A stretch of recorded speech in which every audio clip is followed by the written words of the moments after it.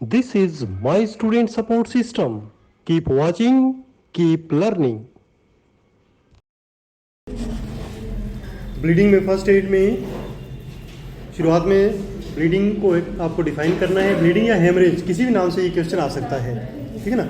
Bleeding आता है तो भी आंसर सेम होगा और हेमरेज आता है तो भी आंसर सेम होगा, ठीक है ना।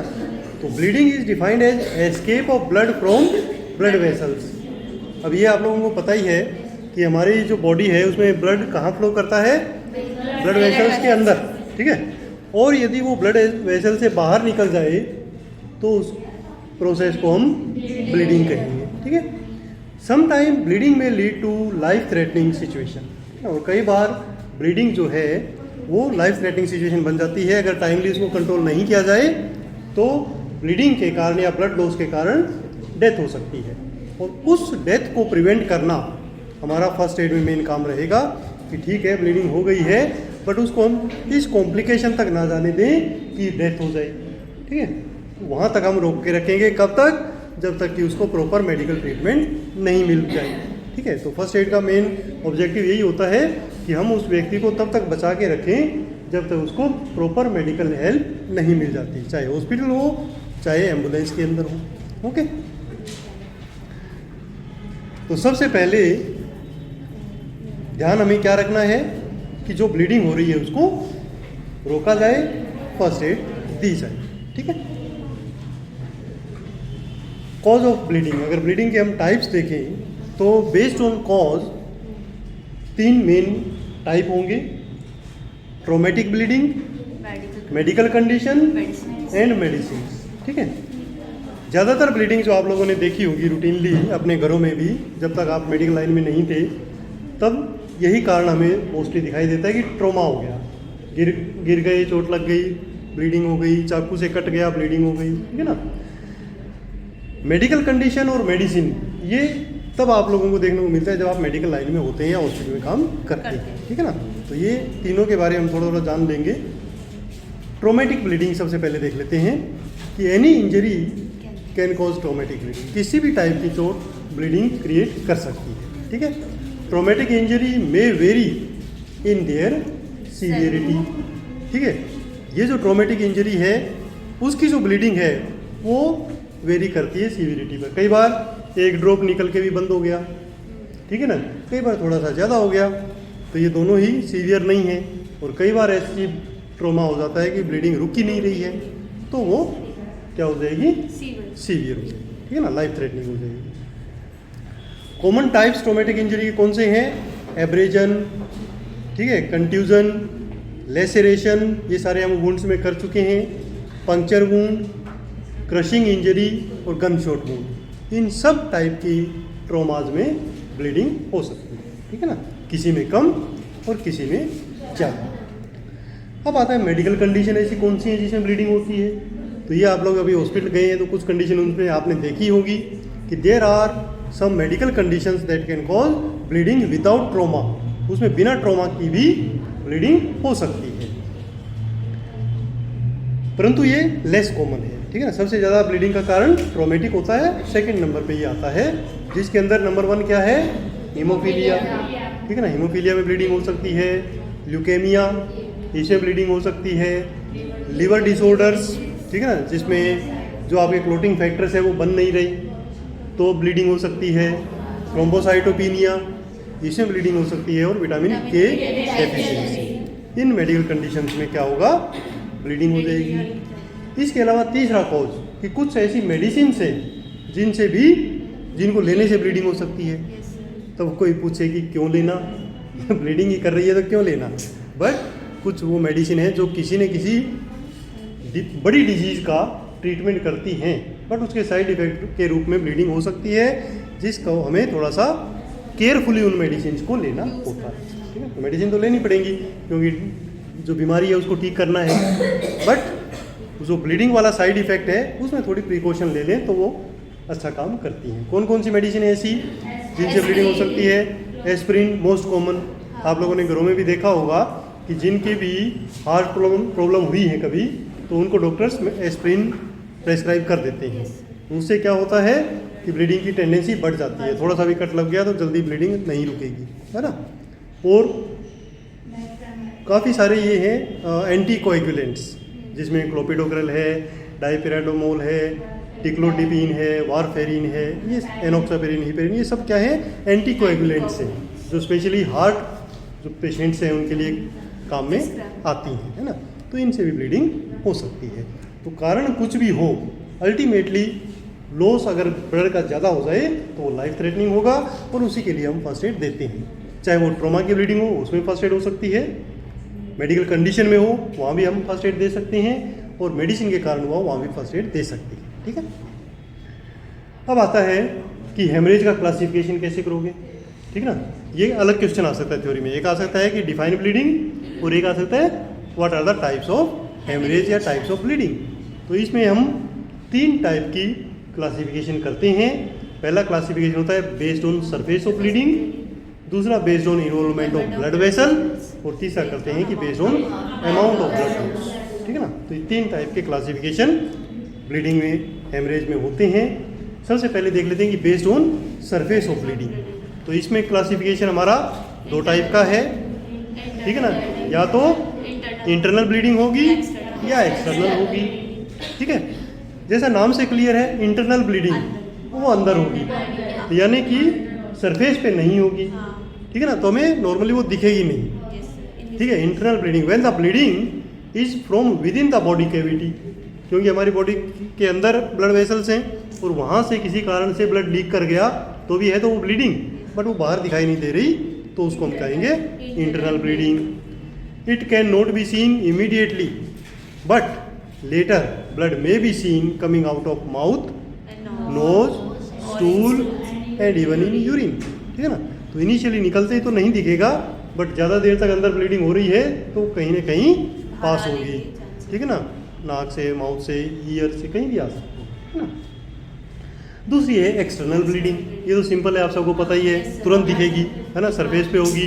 तो when the bleeding is from outer surface of body it is seen immediately, this is known as external bleeding, ठीक है ना। तो पहला क्लासिफिकेशन तो ये हो गया बेस्ड ऑन सरफेस।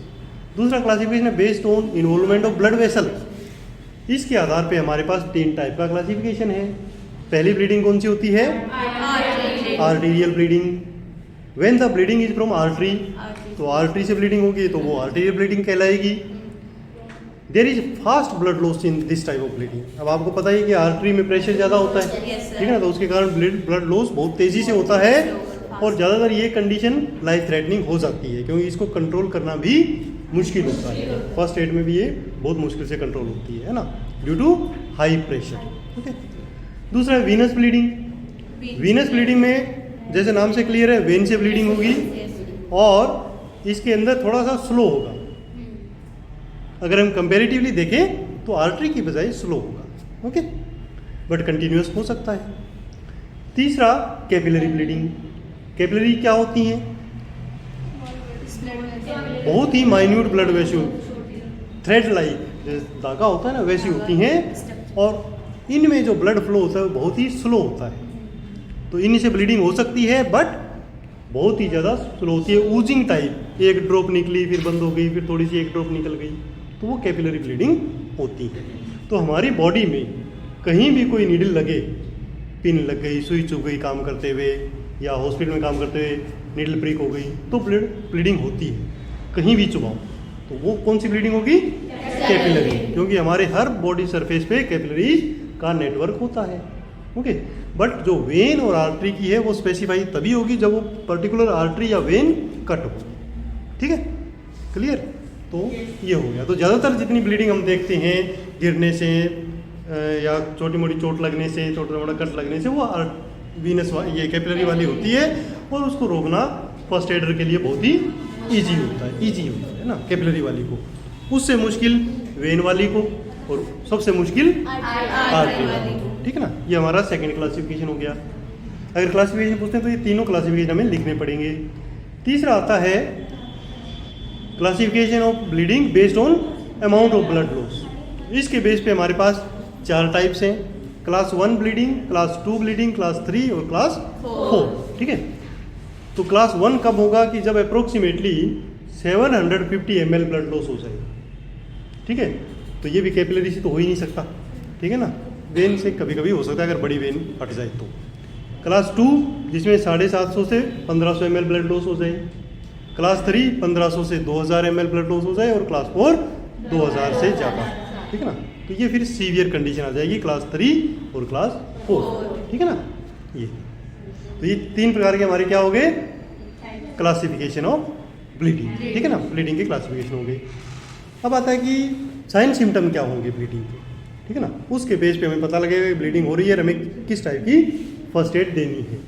तो sign and symptom depend upon type and severity, कि किस टाइप की ब्लीडिंग है और कितना सीवियर है, उसके बेस पे साइन सिम्टम होते हैं, ठीक है। जैसे एक्सटर्नल कंटिन्यूस ब्लीडिंग है तो क्या होगा, पहला साइन सिम्टम यही दिखेगा अगर एक्सटर्नल है तो। इंटरनल है तो इनिशियली तो हमें कोई साइन सिम्टम दिखेगा ही नहीं, ठीक है। जबकि एक्सटर्नल है तो ड्रॉप दिखी तो पहला साइन सिम्टम ऑब्जर्वेशन से पता लग जाएगा कि ब्लीडिंग हो रही है। उसके बाद डिजीनेस, ये थोड़ा सा एडवांस लेवल में होगा। जब ब्लड लॉस ज़्यादा हो जाएगा तो डिजीनेस होगा, स्वेटिंग होनी शुरू हो जाएगी क्योंकि बीपी गिर जाएगा, लो ब्लड प्रेशर हो जाएगा, वीक पल्स हो जाएंगी, पल्स फील करेंगी तो हो सकता है फील ही ना हो। शैलो ब्रीदिंग, सांस बहुत ही शैलो आएगा, तेज़ी से होगा, है ना। कन्फ्यूज़न, ये भी और एडवांस स्टेज में होता है, जब ब्रेन तक ऑक्सीजन पहुंचना कम हो जाती है ना, ज़्यादा ब्लीडिंग हो जाए तो व्यक्ति कन्फ्यूज हो जाता है, यानी उसको पता नहीं होता कि अब वो कहाँ है। तो ज़्यादातर आपने फिल्मों में देखा होगा ना, होता है मैं कहाँ हूँ, ठीक है ना, तो वो इसी से आता है कि वो कन्फ्यूज्ड है, ठीक है ना। और लॉस ऑफ कॉन्शियसनेस और ज़्यादा होगा, ब्रेन तक ऑक्सीजन और नहीं पहुँच रही तो लॉस ऑफ कॉन्शियसनेस हो जाएगा। उसके बाद रैपिड हार्ट रेट, ठीक है ना, हार्ट रेट भी रैपिड होती है और रेस्पिरेटरी रेट भी रैपिड होती है। क्यों, इसका बेस क्या है, पैथोलॉजी क्या है, due to decrease in blood pressure. जैसे जैसे ब्लड प्रेशर कम होगा ये दोनों चीज़ें बढ़ेंगी, इंक्रीज होंगी, है ना। और एक्सेसिव थ्रस्ट, क्योंकि ब्लड में फ्लूइड की कमी है तो प्यास भी लगेगी, ठीक है ना। तो ये बेसिक साइन सिम्टम होते हैं जो ब्लीडिंग के बाद होती हैं, ठीक है ना। फर्स्ट एड क्या करेंगे, ठीक है। तो अगर मान लो आपके पास कैपिलरी ब्लीडिंग है तो उसमें तो कोई ज़्यादा फर्स्ट एड की ज़रूरत नहीं है, थोड़ी देर दबाया, 1 मिनट, विद इन 1 और 2 मिनट वो बंद हो सकती है, ठीक है। अगर मान लो ज़्यादा ब्लीडिंग है, ठीक है, तो सबसे पहले हमें ध्यान रखना है कि फर्स्ट एड के पास जब हम पहुंचेंगे, अगर वो ब्लीडिंग कपड़े के नीचे से आ रही है तो क्या करना है कि do not remove any clothing और डिब्रीज अराउंड द वोंड। तो कोई घाव बना है और उसमें से ब्लीडिंग आ रही है तो हम कपड़े को खींच के हटाने का प्रयास नहीं करेंगे, ठीक है, क्योंकि उससे ब्लीडिंग और ज़्यादा हो जाएगी, इंक्रीज हो जाएगी, है ना। अच्छा, अगर मान लो कोई डीप कुछ धंसा हुआ है, कांच का टुकड़ा या कोई मेटल या कोई जैसे सड़क पे गिरा तो कोई पत्थर वगैरह, अगर वो डीप है तो उसको हमें रिमूव नहीं करें, ठीक है ना। हल्का है तो पानी अगर के फ्लो से निकल जाए तो हम उसको वॉश करेंगे तो वो निकल ही जाएगा, अदरवाइज उसको हम रिमूव करने का प्रयास नहीं करेंगे। क्यों नहीं करेंगे, क्योंकि सर वो अंदर धंसा हुआ है इसलिए उसने ब्लीडिंग रोकी हुई है, जब उसे निकालेंगे तो ब्लीडिंग तो इसमें हो सकता है उसने प्रेस कर रखा हो एक वेन को जो लीक है, बट वहाँ पर वो प्रेस किया हुआ है उस पत्थर ने या कांच के टुकड़ा, उस पर जैसे ही वो हटाएंगे वहाँ से ब्लीडिंग ज़्यादा हो जाएगी। और कई बार तो ऐसा होता है कि ब्लीडिंग पहले दिख नहीं रही होती है बिल्कुल भी, और वो जो कांच का टुकड़ा डीप आर्टरी तक में घुसा हुआ होता है, जैसे ही वो निकालेंगे आर्टरी से ब्लीडिंग हो जाएगी, तो इसलिए हम रिमूव नहीं करते हैं। फर्स्ट एड हमारा क्या, फर्स्ट एड के लिए हमारा क्या एम होता है, ब्लीडिंग स्टॉप करना, ठीक है ना। तो इसके लिए हम क्या करेंगे कि यदि ग्लव्स अवेलेबल हैं तो हम वो पहनेंगे, ठीक है ना, क्योंकि ब्लड जो है वो मोस्ट इन्फेक्टिव पार्ट होता है, क्योंकि कोई भी ब्लड बॉडी फ्लूइड है तो वो इन्फेक्टेड होते हैं, हेपेटाइटिस बी, HIV और भी कई प्रकार का जो बीमारी है वो आप कैच कर सकते हो अगर आपके हाथ में भी कहीं कट है तो इसलिए डायरेक्ट रोकने का प्रयास नहीं करना है। सबसे पहले अपना भी प्रोटेक्शन करना है, तो प्रोटेक्टिव वियर कुछ भी है तो उसको लेंगे, अगर नहीं है तो कपड़े की कई लेयर, पॉलीथीन कुछ भी ले लेंगे, ठीक है ना। डायरेक्ट ब्लड को छूने का प्रयास नहीं करेंगे, ओके। अब करना है आपको स्टॉप द ब्लीडिंग, किसी भी तरीके से, जिस तरीके से आप स्टॉप कर सकते हो उससे करेंगे। कैसे, प्लेस ए स्टेराइल बैंडेज सबसे पहले कोशिश करेंगे कोई स्टेराइल चीज़ हमें मिल जाए, otherwise clean cloth around the wound, ठीक है, जिसमें आ जाता है आपका क्लीन में हैंकी, आपकी चुन्नी वगैरह, कोई कपड़ा, वो आप ले सकते हो, बट उसकी कई लेयर हों और आपके हाथ पे पॉलीथीन या कुछ ये हो, ग्लव्स मिल जाए तो बढ़िया है, बट फर्स्ट एड देते इसमें कई बार ग्लव्स वगैरह कुछ होता नहीं है, तो आप वो पॉलीथीन लेके और उसको प्रेस करेंगे, ठीक है ना। सबसे पहले जो पहला हम फर्स्ट एड करेंगे वो बाय प्रेस, कि बाय कंप्रेशन हम ब्लीडिंग रोकने का प्रयास करेंगे। अगर कम है तो अंगूठे वगैरह से भी रोक सकते हैं, ज़्यादा एरिया से ब्लीडिंग होगी तो पूरे हथेली का हम डायरेक्ट प्रेशर डालेंगे उस वुंड के ऊपर, ओके, तो उससे ब्लीडिंग नॉर्मली रुक जाती है। Maintain the pressure by binding the wound with a thick bandage और a piece of clean cloth, ठीक है। अब अगर थोड़ा सा प्रेशर करने से रुक जाता है तो ठीक है, बट ज़्यादा टाइम लग रहा है तो आप लगातार पकड़ के बैठ नहीं सकते, हाथ दर्द हो जाएगा, तो हम क्या करेंगे, उसके ऊपर कोई बैंडेज मिलती है तो बैंडेज लपेट देंगे, कोई चुन्नी वगैरह है तो चुन्नी वगैरह लपेट देंगे और उसको क्लॉथ से उसको कवर करेंगे, ठीक है ना। अच्छा, मेंटेन प्रेशर, प्रेशर मेंटेन करेंगे। Do not put direct pressure on I injury और एम्बेडेड ऑब्जेक्ट। अब यहाँ पर एक चीज़ और आ गई कि नॉर्मल हमें ब्लीडिंग रोकनी है डायरेक्ट प्रेशर से, बट यदि ब्लीडिंग आइज से है या उस जगह से जहाँ पर कोई वो चीज़ धंसी हुई है, कांच का टुकड़ा या कोई मेटल या कोई स्टोन, तो वहाँ पर हम डायरेक्ट प्रेशर नहीं देंगे, क्योंकि वो नहीं तो और डीप घुस जाएगी। तो क्या करेंगे, फिर हमें थोड़ा सा अलग सोचना है कि उसके साइड से प्रेशर डालेंगे उस ऑब्जेक्ट के। जैसे मान लो कांच है तो एक तरफ एक अंगूठा इधर एक अंगूठा इधर ऐसे दबा देंगे, ठीक है ना। कोई स्टोन है तो उसके दो चारों तरफ लगाएंगे, तो इस प्रकार उस ऑब्जेक्ट के चारों तरफ लगाकर हम ब्लीडिंग रोक देंगे, ठीक है ना। Secure the bandage with adhesive, उसके बाद जो बैंडेज लगाई है उसको एडेसिव लगा सकते हैं। कंटिन्यूस प्रेशर मेंटेन करेंगे और जो बॉडी पार्ट कंटिन्यूस जहाँ से ब्लीडिंग हो रही है उसको हार्ट के लेवल से अबोव उसको रेज करना है, ठीक है ना। वैसे तो हम लिटा के ही रखते हैं बॉडी पेशेंट को, तो जो हार्ट लेवल है उससे थोड़ा सा ऊपर 2 तकिए रख देंगे, ठीक है ना।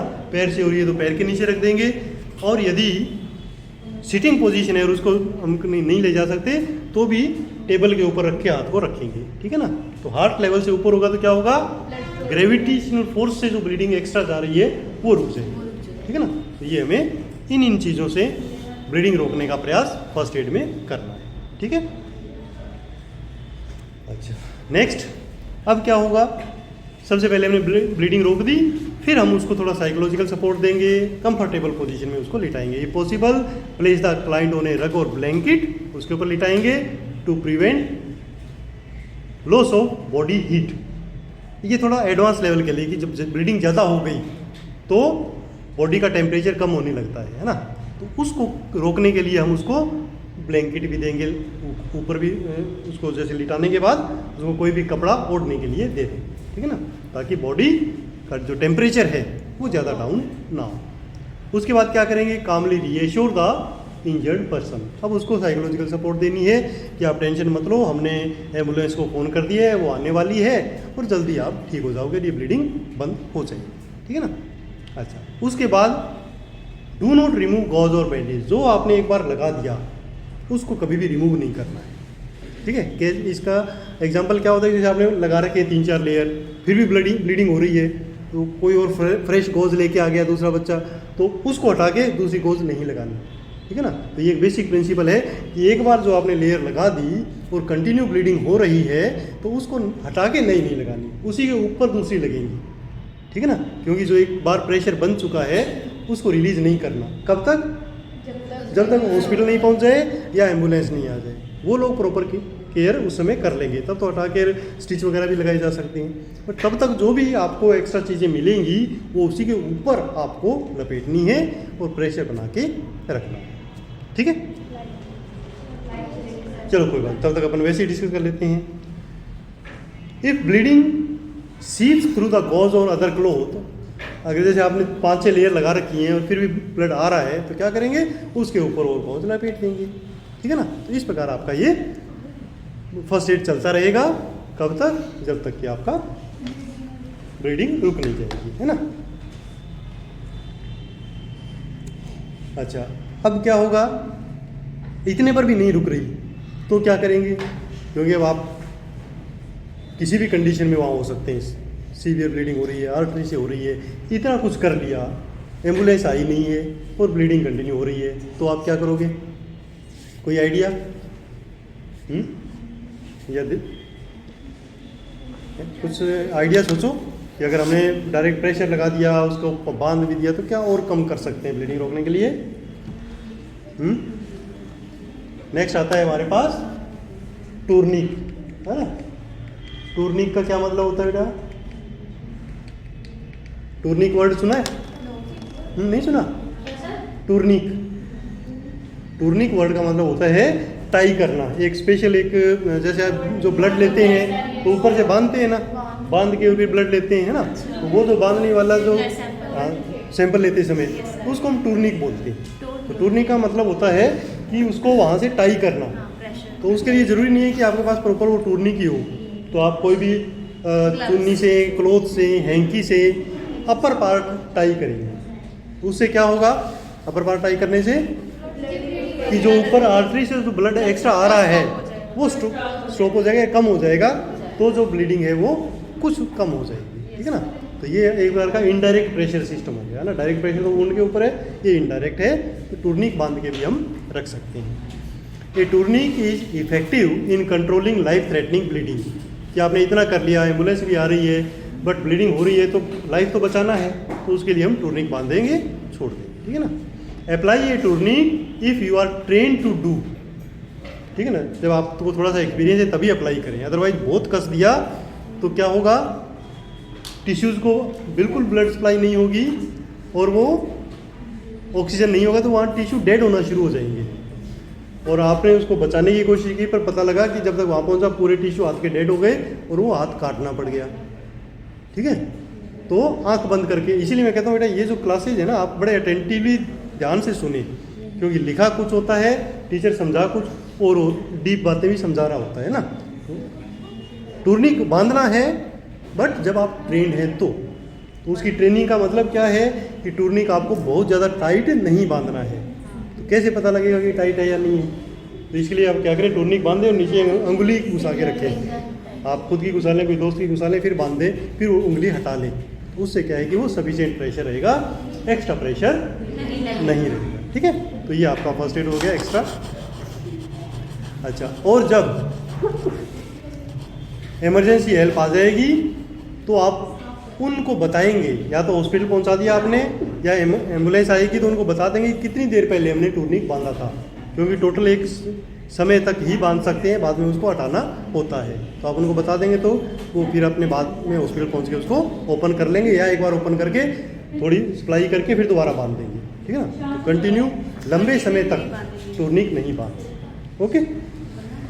अच्छा, next, immobilise the injured part as much as possible. उसके बाद कि जो आपका इंजर्ड पार्ट है, जिसको आपने इतनी फर्स्ट एड दे दी, अब उसको अननेसेसरी मूव नहीं करना है। क्यों नहीं मूव करना है? क्योंकि जैसे ही आप अननेसेसरी मूव करेंगे तो मसल्स हिलेंगी, और मसल्स हिलेंगी तो ब्लीडिंग और हो जाएगी, ठीक है ना। तो ब्लीडिंग और कंटिन्यू हो जाएगी। तो इसलिए फिक्स पोजीशन में उसको रखें जब तक कि उसको हॉस्पिटल पहुंचाना, ठीक है। अच्छा, अब आता है कि जो आप प्रेशर अप्लाई करते हैं वो किस टाइप का होता है और कैसे करना चाहिए, ठीक है ना। सब जो भी आप प्रेशर अप्लाई करते हैं ब्लीडिंग को रोकने के लिए, उसके दो टाइप होते हैं। कौन कौन से प्रेशर होंगे? अभी बताया था ना, direct pressure and indirect pressure, ठीक है ना। डायरेक्ट प्रेशर का क्या मतलब है? जो वुंड के ऊपर आपने डायरेक्ट किया, ठीक है ना, जहाँ भी वुंड है उसके ऊपर जो प्रेशर आप डाल रहे हो वो डायरेक्ट प्रेशर है। और इनडायरेक्ट प्रेशर जो आपने टूर्निक बांधा, या एक तरीका और है इनडायरेक्ट प्रेशर का, वो भी बताएंगे, उससे भी आप ब्लीडिंग रोक सकते हैं, ठीक है ना। तो ये भी आप, अच्छा, ये जो छोटी छोटी बातें हैं फर्स्ट एड वाली, ये कई बार आपको ज़रूरत नहीं पड़ती है पूरी लाइफ, आप सीख रहे हो बट ज़रूरत नहीं पड़ती है, क्योंकि आप ऐसी जगह रह रहे हो कि जहाँ पग पे वो डिस्पेंसरीज वगैरह हैं। तो ये क्यों काम आएंगी? ये काम आएंगी आपके इंटरव्यूज़ में, जब आप जॉब के लिए जाएंगे ना सेकेंड ईयर क्रॉस करके, तो ऐसी छोटी छोटी बातें पूछते हैं कि अगर आपने प्रेशर डाल रखा है, ब्लीडिंग नहीं रुकी तो क्या करोगे, अब आपने क्लास अटेंटिवली ली हुई है तो आप बता देंगे, तो हम इनडायरेक्ट प्रेशर दे देंगे, वो और ज़्यादा इफेक्टिव हो जाएगा, है ना। तो ये छोटी छोटी बातें आपको काम आएंगी जॉब के दौरान, ठीक है ना। अच्छा, डायरेक्ट प्रेशर तो जैसे इस पिक्चर में आपको दिखा रखा है कि वुंड के ऊपर ही प्रेशर रखा और वो डायरेक्ट प्रेशर हो गया। अच्छा, डायरेक्ट प्रेशर का तो ये हो गया कि जो हम डायरेक्टली वुंड के ऊपर करेंगे, और इनडायरेक्ट क्या होगा, जो हम टाई अप करेंगे वो भी एक प्रकार इनडायरेक्ट है। एक कई बार प्रेशर पॉइंट्स का यूज करते हुए जो प्रेशर डालते हैं उसको भी हम इनडायरेक्ट प्रेशर कहते हैं, ठीक है ना।